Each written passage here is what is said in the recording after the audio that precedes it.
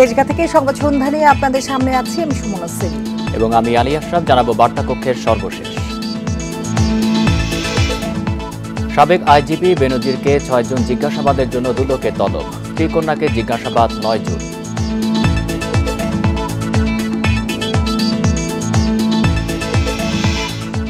আজিজ বেনজিরের বিষয়ে বিব্রত নয় সরকার, মন্তব্য ওবায়দুল কাদেরের।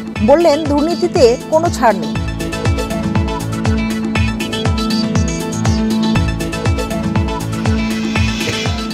ঘূর্ণিঝড় রিমালের আঘাতের ক্ষতচিহ্ন উপকূল এলাকা জুড়ে। শুধু মৎস্য সম্পদের ক্ষতি ৭০০ কোটি টাকা। পটুয়াখালী যাচ্ছেন প্রধানমন্ত্রী।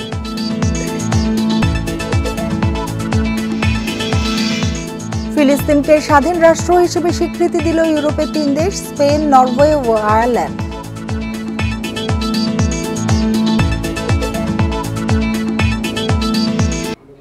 এতক্ষণ শিরোনামগুলো জানাচ্ছিলাম, এবার জানাবো পুরো খবর। পুলিশের সাবেক মহাপরিদর্শক আইজিপি বেনজির আহমেদকে ৬ জুন জিজ্ঞাসাবাদের জন্য তলব করেছে দুর্নীতি দমন কমিশন দুদক। এছাড়া ৯ জুন তার স্ত্রী ও মেয়েকে তলব করেছে সংস্থাটি। এর আগে সাবেক আইজিপি বেনজির আহমেদ তার স্ত্রী ও মেয়ের নামে থাকা স্থাবর সম্পদ জব্দ করার আদেশ দেয় আদালত।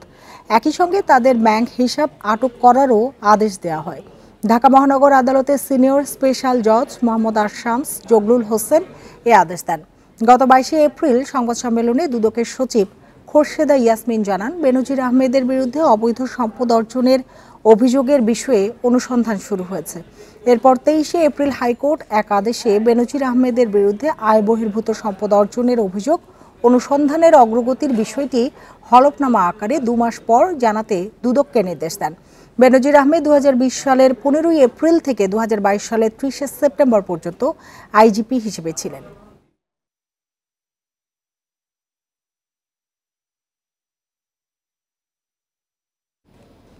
সাবেক সেনাপ্রধান আজিজ আহমেদ ও সাবেক পুলিশ মহাপরিদর্শক বেনজির প্রশ্নে সরকার বিব্রত নয় বলে সাফ জানিয়েছেন আওয়ামী লীগের সাধারণ সম্পাদক ওবায়দুল কাদের। তিনি বলেন, অপরাধ অস্বীকার করে পার পাবার সুযোগ নেই। দুর্নীতির ব্যাপারে সরকার আপোষহীন। দুপুরে রাজধানীর ধানমন্ডিতে সংবাদ সম্মেলনে একথা বলেন ওবায়দুল কাদের। রাজধানীর ধানমন্ডিতে আওয়ামী লীগের সভাপতির রাজনৈতিক কার্যালয়ে সমসাময়িক বিভিন্ন প্রসঙ্গে কথা বলতে সংবাদ সম্মেলনে আসেন আওয়ামী লীগের সাধারণ সম্পাদক ওবায়দুল কাদের। দুর্নীতির বিচার প্রসঙ্গে এক প্রশ্নের জবাবে ওবায়দুল কাদের বলেন, সাবেক পুলিশ প্রধান বেনজির আহমেদের বিরুদ্ধে তদন্ত করার পূর্ণ স্বাধীনতা দিয়েছেন প্রধানমন্ত্রী। সাবেক সেনা প্রধানও যদি অপরাধী হন তাহলে তার বিষয়ে তদন্ত করতে দুদকের বাধা নেই। প্রধানমন্ত্রী শেখ হাসিনাই এদেশে ৭৫ পরবর্তীকালের একমাত্র রাজনীতি ক্ষমতাসীন রাজনীতিক যিনি অপরাধীকে অপরাধী হিসাবেই দেখেন। দলের লোকও ক্ষমা নেই। আজিজ আহমেদ ও বেনজির আহমেদের বিষয়ে বিএনপি নেতাদের মন্তব্যের সমালোচনা করে ওবায়দুল কাদের প্রশ্ন রাখেন বিতর্কিত ব্যক্তিদের বিষয়ে বিএনপি সরকারের আমলের দৃষ্টিভঙ্গি নিয়ে। তাদের আমলে আশরাফুল হুদা আইজিপি কে করেছে তার বিচার? কোহিনুরের বিচার কি হয়েছে? আশরাফুল হুদা রকিবুল হুদার বিচার কি হয়েছে? তাদের আমলে তারা যেসব তাদের যে নেতারা দুর্নীতি করেছে, হাওয়া ভবনের দুর্নীতি, এগুলোর বিচার কি তারা কোনোদিন করবে? অপর এক প্রশ্নের জবাবে ওবায়দুল কাদের জানান, ঘূর্ণিঝড় কবলিত এলাকা পরিদর্শনের অংশ হিসেবে বৃহস্পতিবার পটুয়াখালী যাচ্ছেন প্রধানমন্ত্রী শেখ হাসিনা। প্রধানমন্ত্রী শাহাদাত স্বপন, ইন্ডিপেন্ডেন্ট নিউজ, ঢাকা। কলকাতার সঞ্জীবা গার্ডেন্স আবাসিক এলাকার একটি ভবনের সেপটিক ট্যাঙ্ক থেকে কিছু মাংসপিণ্ড উদ্ধার করা হয়েছে। এগুলো ঝিনাইদহ ৪ আসনের সংসদ সদস্য আনোয়ারুল আজিম আনারের মরদেহের খণ্ডিত অংশ বলে প্রাথমিকভাবে ধারণা করা হচ্ছে। এ নিয়ে আরও জানাতে আমাদের সাথে যোগ দিয়েছেন সহকর্মী দেবপ্রসাদ অধিকারী। দেবপ্রসাদ, উদ্ধার করা মরদেহের অংশ এমপি আজিমের কিনা সে বিষয়ে নিশ্চিত হওয়া গেছে কি এরই মধ্যে? আর এ নিয়ে ভারতের সিআইডি বা বাংলাদেশের ডিবি কর্মকর্তারা কি বলছেন? দেখুন, ভারতের সিআইডির সঙ্গে আমি কিছুক্ষণ আগে যোগাযোগ করেছিলাম। তারা যেটা জানিয়েছেন যে এই মুহূর্তে সিআইএসএফ ওই ঘটনাস্থলে যে তল্লাশি চালাচ্ছে সেই তল্লাশি চালাচ্ছেন। তবে এখনো পর্যন্ত সিআইডি আমাদেরকে কনফার্ম করেনি যে ওই মৃতদেহই আজিমের। তবে এটা স্থানীয় সূত্রে আমরা যেটা জানতে পারছি যে ওই মৃতদেহ আজিমেরই, কারণ হচ্ছে এমপি আজিমের, এরকমই তারা দাবি করছেন যারা ওইখানে কাজ করছিলেন, অর্থাৎ যারা এই ঘটনাস্থলে সেফটি ট্যাঙ্ক যারা এই খোঁজ চালাচ্ছিলেন, তল্লাশি চালাচ্ছিলেন, তারা দাবি করছেন যে ওই সেফটি ট্যাঙ্কে যে খণ্ডাংশ, মৃতদেহের খণ্ডাংশ উদ্ধার হয়েছে, সেই খণ্ডাংশ এমপি আজিমের।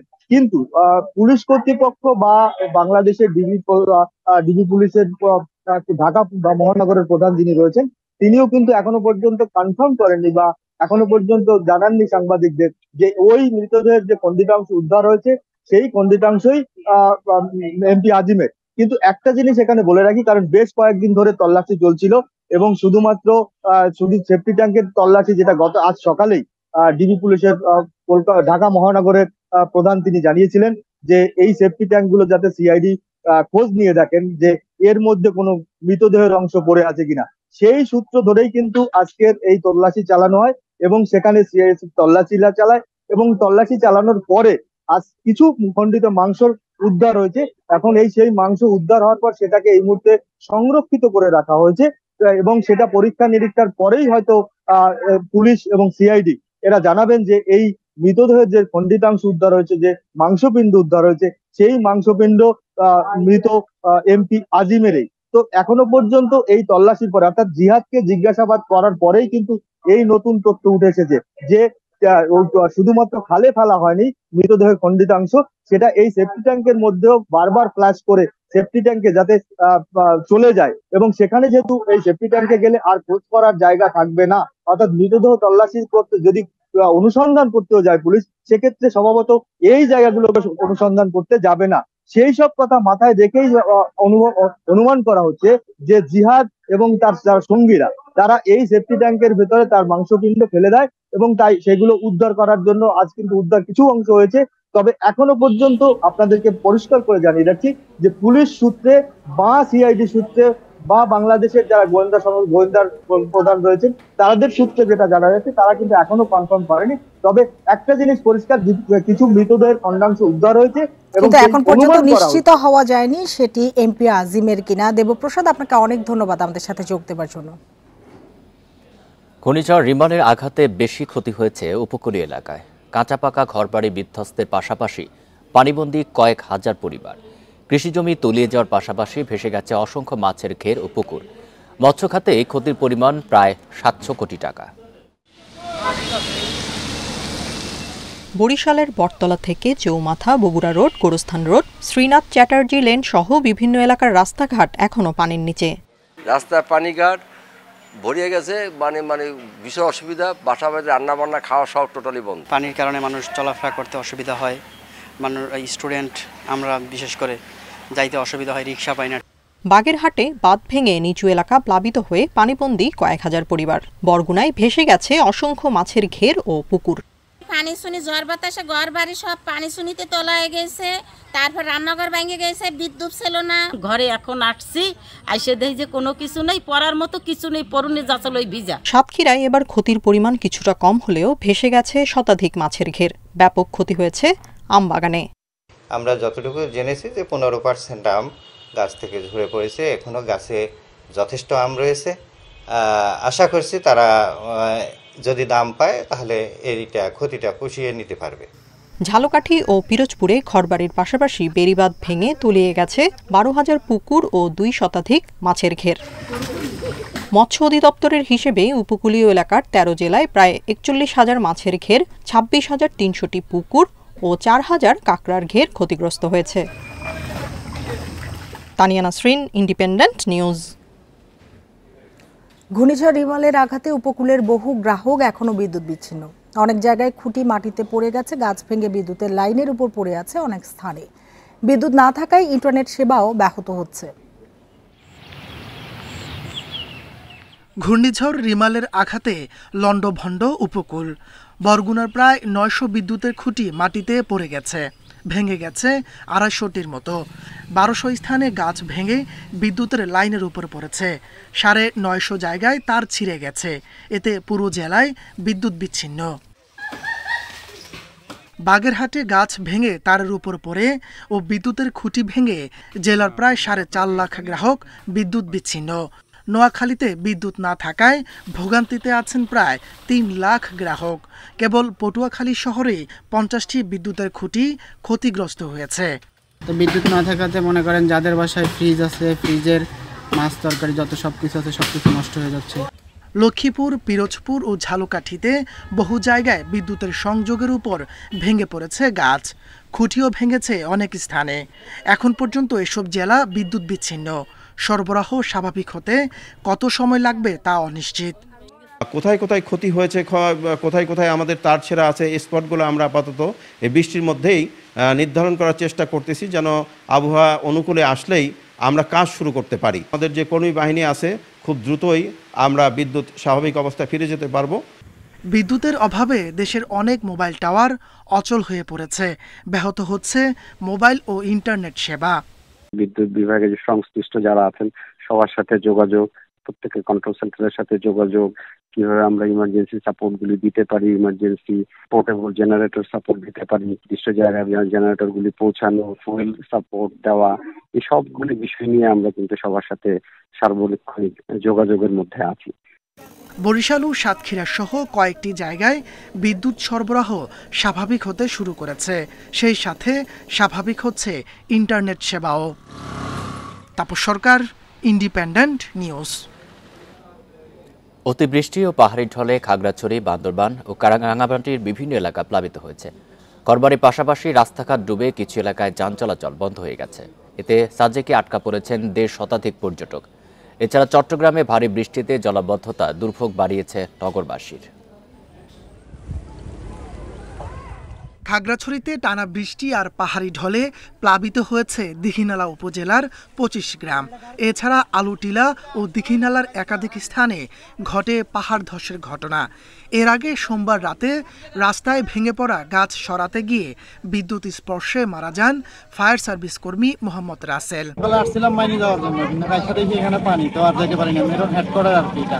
নদীর পানি বাড়ায় তলিয়ে গেছে মাচালং ও বাঘাইহাট বাজার। সাজেকে যাতায়াত সড়কের বিভিন্ন অংশ ডুবে বন্ধ হয়ে গেছে যান চলাচল। এতে সাজেকে আটকা পড়েছেন 1.5 শতাধিক পর্যটক। দুর্গত এলাকায় পানিবন্দীদের সহায়তায় সব ধরনের প্রস্তুতি নেওয়ার কথা জানিয়েছে স্থানীয় প্রশাসন। আমরা তাদেরকে শুকনো খাবার ব্যবস্থা করেছি এবং একই সাথে আমরা খিচুড়ি এবং এলাকাভেদে যে ধরনের খাবার আসলে উপযোগী সেই ধরনের খাবার ইউনিয়ন পরিষদের চেয়ারম্যানের মাধ্যমে আমরা ব্যবস্থা করেছি। বান্দরবানে ভারী বৃষ্টিতে বেইলি ব্রিজ দেবে জেলা সদরের সাথে যোগাযোগ বিচ্ছিন্ন হয়ে গেছে রোমা ও থানচি উপজেলার। ব্রিজটা ভেঙে গেছে, এখন আমরা যাতায়াত আসার সময় খুব ডিস্টার্ব। আসার পথে মাঝখানে ব্রিজটা দেবে গেছে, এখন আর 5-6 কিলো বাকি। এই রাস্তায় আমরা এখন কি করব ভেবে পাচ্ছি না। এদিকে চট্টগ্রামে 24 ঘন্টায় বৃষ্টিপাত রেকর্ড হয়েছে 114 মিলিমিটার। এতে নগরের বিভিন্ন এলাকায় জলাবদ্ধতা হয়ে দুর্ভোগ বেড়েছে নগরবাসীর। 5 বছর আগে এরকম ভোগান্তি ছিল না, কিন্তু এখন এসে আমার মূলত কথা হচ্ছে যদি নালাটা যদি পরিষ্কার থাকতো তাহলে মনে আমরা এই ভোগান্তিটা হতে পারতো না। আগামী 24 ঘন্টায় চট্টগ্রাম ও আশপাশের জেলায় মাঝারি থেকে ভারী বৃষ্টির পূর্বাভাস দিয়েছে আবহাওয়া অফিস। এতে পরিস্থিতি আরও অবনতির শঙ্কা দেখা দিয়েছে। তাপস সরকার, ইন্ডিপেন্ডেন্ট নিউজ। ঘূর্ণিঝড় রিমালের প্রভাবে ক্ষতিগ্রস্ত বাঁধ বর্ষা মৌসুমের আগেই মেরামতের নির্দেশ দিয়েছেন প্রধানমন্ত্রী শেখ হাসিনা। পাশাপাশি সব সরকারি কর্মকর্তাদের ঝড়ে ক্ষতিগ্রস্তদের পাশে থাকার নির্দেশ দিয়েছেন তিনি। মঙ্গলবার একনেক সভায় বিশ্বব্যাংকের ঋণ ও অনুদানে রোহিঙ্গা বসতি থাকা এলাকায় বড় 2টি প্রকল্পের অনুমোদন দেওয়া হয়। ঘূর্ণিঝড় রিমালের প্রভাবে উপকূলীয় অঞ্চলসহ দেশের বেশিরভাগ এলাকায় ক্ষয়ক্ষতি হয়েছে। নদী তীরবর্তী বাঁধ ভেঙে প্লাবিত হয়েছে নিম্নাঞ্চল, পানিবন্দী অনেক মানুষ। ক্ষতিগ্রস্ত মানুষের জন্য সুপেয় পানি, খাদ্য সরবরাহে প্রয়োজনীয় উদ্যোগ নেওয়ার নির্দেশ দিয়েছেন প্রধানমন্ত্রী শেখ হাসিনা। ঝড়ের ক্ষয়ক্ষতি নিরূপণ করে দুর্যোগ ব্যবস্থাপনা মন্ত্রণালয়কে রোববারের মধ্যে প্রতিবেদন জমা দিতে বলেন তিনি। এনইসি সম্মেলন কক্ষে অনুষ্ঠিত একনেক সভায় এসব নির্দেশনা দেন তিনি। সভা শেষে সংবাদ সম্মেলনে জানানো হয়, মধ্যরাত পর্যন্ত ঘূর্ণিঝড় পরিস্থিতি তদারকি করেছেন খোদ প্রধানমন্ত্রী। একটা লং টার্ম সিদ্ধান্ত প্রধানমন্ত্রী দিলেন যে বাঁধগুলি আছে নদীর পাড়ে যে বাঁধ আছে অনেকগুলো বাঁধ, সেই বাঁধগুলো অনেক ড্যামেজড হয়ে গেছে সাইক্লোনে। বাঁধ এমনি পুরনো অনেক, আর সাইক্লোনের ইফেক্টে এটা বাঁধগুলো নষ্ট হয়ে গেছে, ক্ষতি হয়ে গেছে। তিনি আদেশ দেন যে যত দ্রুত সম্ভব এগুলো সংস্কার করে কার্যকরী করতে হবে। বর্ষা আসছে, আরও কষ্ট বাড়বে মানুষের। একনেক সভায় গুচ্ছ প্রকল্প হিসেবে রোহিঙ্গা বসতি এলাকায় অবকাঠামো, বিদ্যুৎ, পরিবেশ, বন ও জলবায়ু বিষয়ক 2টি প্রকল্প অনুমোদন হয়। প্রায় 8,500 কোটি টাকা খরচের মধ্যে বিশ্বব্যাংকের ঋণ 4,475 কোটি আর অনুদান 3,244 কোটি টাকা। রোহিঙ্গাদের জন্য অথবা মিয়ানমারের বাস্তুচ্যুত যারা নাগরিক যারা বাংলাদেশে আশ্রয় নিয়েছে, মাননীয় প্রধানমন্ত্রী আশ্রয় দিয়েছেন, তাদেরকে ওয়ার্ল্ড ব্যাংক যে সাহায্য দিচ্ছে সেটি হচ্ছে অনুদান এবং সেটি 1 বছরের। আর আমাদের জন্য যে প্রকল্পটি নিয়ে আছে সেটি মাল্টি ইয়ার, বহু বছর, 3 বছরে 4 বছরের প্রকল্প বাস্তবায়িত হবে। একনেক সভায় 14,337 কোটি টাকা ব্যয়ে 11টি প্রকল্পের অনুমোদন হয়, যার মধ্যে 4টি সংশোধিত প্রকল্প। Hari Saha, independent news, Dhaka. ভারতের নতুন সরকার গঠন হতেই জুনে দিল্লি যেতে পারেন প্রধানমন্ত্রী শেখ হাসিনা। এরপর জুলাইতে চীন ও ব্রাজিল যাবেন তিনি। বিশেষজ্ঞরা বলছেন এসব সফরে গুরুত্ব পাবে রাজনৈতিক বোঝাপড়া ও সম্পর্কের ভবিষ্যৎ রূপরেখা। তবে কূটনীতিক ভারসাম্য রাখার পরামর্শ দিয়েছেন তারা। জুন মাসের শেষ দিকে প্রধানমন্ত্রীর দিল্লি সফরের পরিকল্পনা রয়েছে। দেশটির নতুন সরকারের সঙ্গে বৈঠক করবেন তিনি। এরপর জুলাইয়ের প্রথম দিকে প্রধানমন্ত্রী চীন সফর করবেন, আর শেষ সপ্তাহে যাবেন ব্রাজিল। সেটি হবে দেশটিতে বাংলাদেশের কোনো সরকার প্রধানের প্রথম দ্বিপাক্ষিক সফর। বিশ্লেষকেরা বলছেন এসব সফরে রাজনৈতিক বোঝাপড়াই সবচেয়ে বেশি গুরুত্ব পাবে।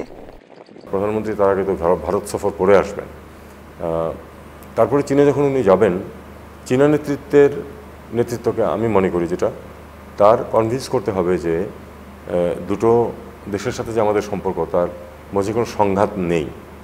কারণ দুটো দেশের মাঝে সংঘাত আছে, কিন্তু দুইটো দেশের সাথে যে আমাদের সম্পর্ক তার মধ্যে কোনো সংঘাত নেই, এই জিনিসটা সাবস্টেন্সিয়ালি প্রমাণ করতে হবে চীনের কাছে। দেশগুলো যেগুলো যে 3টা দেশে তিনি যাচ্ছেন, 3টা দেশই অত্যন্ত গুরুত্বপূর্ণ, বাংলাদেশের জন্য বটে, বিশ্বের জন্য আসলে তাই। ভারতের সঙ্গে বৈঠকে আলোচনায় গুরুত্ব পাবে তিস্তার পানি বন্টন, গঙ্গা চুক্তির নবায়ন, সীমান্ত হত্যা আর সম্পর্কের ভবিষ্যৎ রূপরেখা তৈরি হবে চীন সফরে। বিশেষজ্ঞরা মনে করেন প্রধানমন্ত্রীর ব্রাজিল সফর দক্ষিণ আমেরিকার দেশগুলোর উপর প্রভাব ফেলবে, কারণ ব্রাজিলের পাশাপাশি ওই অঞ্চলের অন্য দেশগুলো বাংলাদেশের প্রতি আকৃষ্ট হবে। বাংলাদেশের জাতীয় স্বার্থকে ম্যাক্সিমাইজ করার জন্য যতখানি এই জায়গাগুলোতে ইনভলভ হওয়া প্রয়োজন সেগুলো হওয়ার প্রচেষ্টা রয়েছে। সুতরাং এই কমিটমেন্টগুলো জোরদার করাই কিন্তু আমার ধারণা এই যে রাষ্ট্রীয় সফরগুলো সামনে আমাদের রয়েছে তার মূল লক্ষ্য। যত বেশি কনভারসেশন হয় তত আসলে ভুল বোঝাবুঝিগুলোও কিন্তু এখানে কিছুটা দূর হয় আর কি, তো সেটাও আমার মনে হয় যে গুরুত্বপূর্ণ। প্রধানমন্ত্রীর এই 3 দেশের সফর ভূ রাজনীতিতে গুরুত্ব বাড়বে বলে মনে করেন বিশ্লেষকেরা। নাফিজুদ্দৌলা, ইন্ডিপেন্ডেন্ট নিউজ, ঢাকা। বুধবার ভোটের অপেক্ষা তৃতীয় ধাপের 87 উপজেলা। সকাল 8টায় শুরু হয়ে একটানা ভোট গ্রহণ চলবে বিকেল 4টা পর্যন্ত। ঘূর্ণিঝড় রিমালের ক্ষয়ক্ষতির কারণে মঙ্গলবার চাঁদপুরের ফরিদগঞ্জ, কচুয়া এবং নেত্রকোনার খালিয়াজুড়ি উপজেলার নির্বাচন স্থগিত করে নির্বাচন কমিশন। এ নিয়ে মোট 22 উপজেলার ভোট স্থগিত করল ইসি। ষষ্ঠ উপজেলা ভোটে মোট 495 উপজেলার মধ্যে 485টিতে 4 ধাপে নির্বাচন হচ্ছে এবার। তৃতীয় ধাপে 109টি উপজেলায় নির্বাচনের প্রস্তুতি নেয় ইসি। তবে ঘূর্ণিঝড় রিমালের ক্ষয়ক্ষতির কারণে স্থগিত হয়েছে 22 উপজেলার ভোট, তাই বুধবার ভোট 87 উপজেলায়। তৃতীয় ধাপে ভোটার 2 কোটির ওপর, এর মধ্যে 16টি উপজেলায় ইভিএমে এবং বাকিগুলোতে ব্যালট পেপারে ভোট। ইসি জানিয়েছে এ ধাপে প্রায় 58,000 পুলিশ সদস্য মোতায়েন থাকছে, সাথে থাকছে লক্ষাধিক আনসার সদস্য। এ ধাপে এরই মধ্যে বিভিন্ন পদে 12 জন প্রার্থী বিনা প্রতিদ্বন্দ্বিতায় নির্বাচিত হয়েছেন। আইনশৃঙ্খলা বাহিনী তো আমরা আরও বাড়িয়ে দিয়েছি। ফার্স্ট ফেজ এবং সেকেন্ড ফেজ আসছিল, তার সাথে থার্ড ফেজ আরও বেড়েছে, বিশেষ করে ঝুঁকিপূর্ণ এলাকায়। অতএব সেটা কোনো সমস্যা নাই। এখন আবহাওয়া কেমন হবে না থাকবে তার উপর তো অনেক কিছুই নির্ভর করতে পারে। ভোটার উপস্থিতি কেমন হবে এই মুহূর্তে আমরা বলতে পারছি না, এটা ভোটের দিনই বোঝা যাবে। কমিশনার আলমগীর জানান 1% ভোট পড়লেও তা গ্রহণ করবে ইসি। ভোটের হার বেশি দেখানোর সুযোগ নেই। কমিশনে যদি 1% ভোট পড়ে তাহলেও কমিশন হ্যাপি। ভোটার যা আসবে তাই। আমাদের কঠোর নির্দেশ যে ভোটার যদি একজন আসে কোনো কেন্দ্রে ওই একটি ভোটই হবে, দুইটা দেখানোর কোনো সুযোগ নেই। আর ভোটার যদি 50 জন আসে 50 জনই দেখাবে, ওখানে কোনো ভোট বাড়ানোর বা কমানোর কোনো সুযোগ নেই। এবং যদি কেউ এই কাজ করে এবং সেটা যদি প্রমাণ হয়, তার বিরুদ্ধে আমরা কঠিন ব্যবস্থা নিই। প্রথম ধাপে 139 উপজেলায় ভোট হয় 8 মে। এসব উপজেলায় ভোটের হার ছিল প্রায় 36%। 21 মে দ্বিতীয় ধাপে ভোট পড়ে 38 ভাগ। চতুর্থ ধাপে ভোট গ্রহণ 5 June. Mahmudul Hasan, independent news, Dhaka. স্পেনের পর এবার ফিলিস্তিনকে স্বাধীন রাষ্ট্র হিসেবে আনুষ্ঠানিক স্বীকৃতি দিয়েছে ইউরোপের দেশ আয়ারল্যান্ড ও নরওয়ে। তবে এ বিষয়ে এখনো কোনো মন্তব্য করেনি ইসরায়েল। স্পেনের মন্ত্রিসভায় মঙ্গলবার এক প্রস্তাবে এ অনুমোদন দেওয়া হয়। এ তথ্য নিশ্চিত করেছেন দেশটির সরকারের মুখপাত্র পিলার অ্যালেগ্রিয়া। স্পেনের পর আয়ারল্যান্ডের মন্ত্রিসভায় স্বাধীন রাষ্ট্র হিসেবে স্বীকৃতি পেয়েছে ফিলিস্তিন। এক বিবৃতিতে এ তথ্য জানিয়েছে দেশটির সরকার। এর আগে 22 মে ফিলিস্তিনকে স্বাধীন রাষ্ট্র স্বীকৃতি দেবে বলে ঘোষণা দিয়েছিল স্পেন, আয়ারল্যান্ড ও নরওয়ে। এতে ক্ষুব্ধ প্রতিক্রিয়া জানায় ইসরায়েল। এই সিদ্ধান্তকে ভুল পদক্ষেপ আখ্যা দিয়ে তেল আবিব বলে এতে অস্থিতিশীলতা আরও বাড়বে। এদিকে জাতিসংঘের 193 সদস্য দেশের মধ্যে প্রায় 144টি দেশই ফিলিস্তিনকে রাষ্ট্রের স্বীকৃতি দিয়েছে।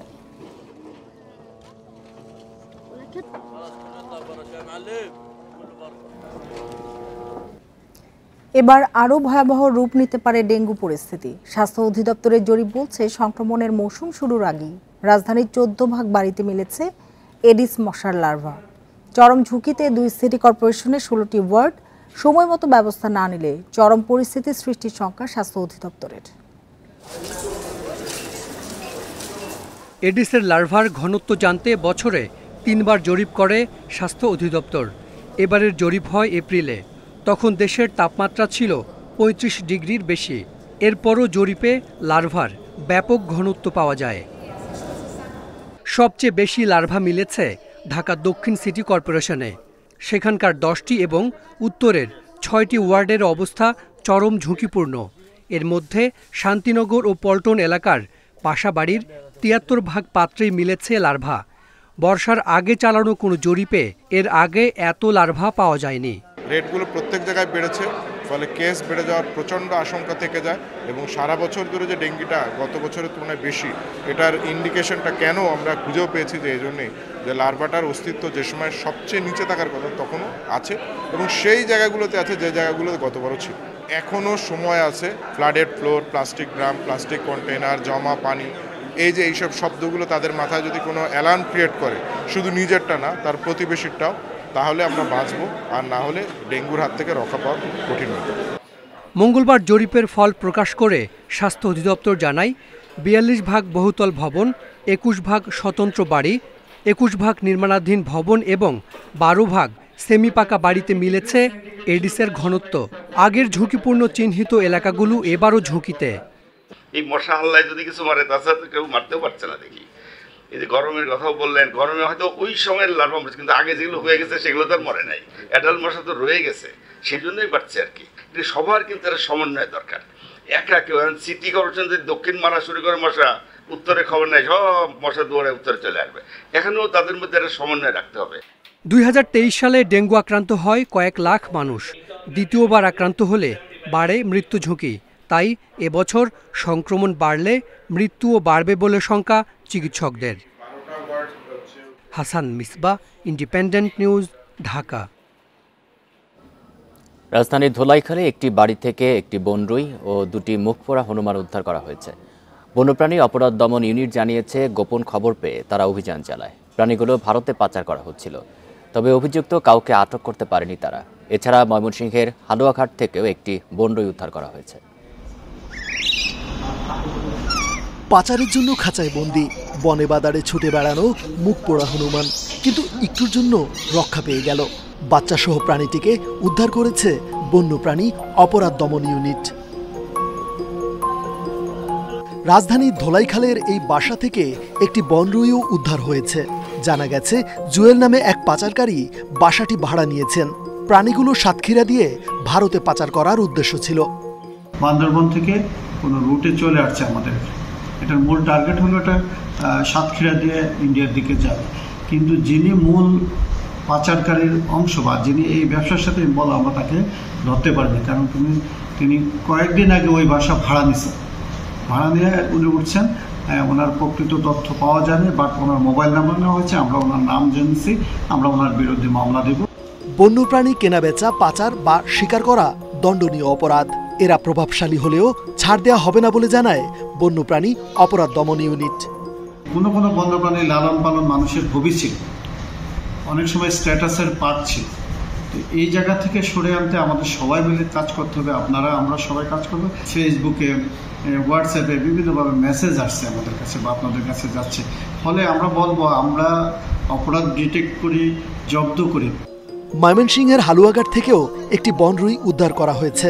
2টি বনরুই ও 2টি মুখপোড়া হনুমান সাতছড়ি জাতীয় উদ্যানে ছেড়ে দেওয়া হবে। রেজওয়ানুল হক, ইন্ডিপেন্ডেন্ট নিউজ, ঢাকা।